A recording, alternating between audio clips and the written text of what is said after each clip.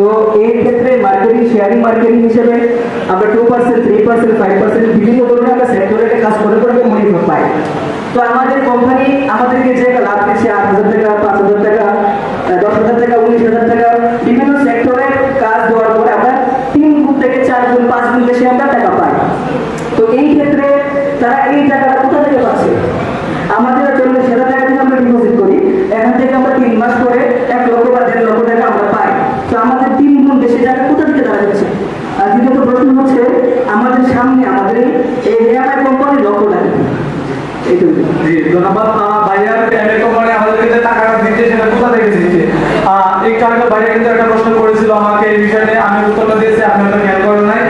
আবারও বলছি আমি আপনাদের সম্মুখে, আপনারা শুধু একটু মনোযোগ সহকারে শুনবেন।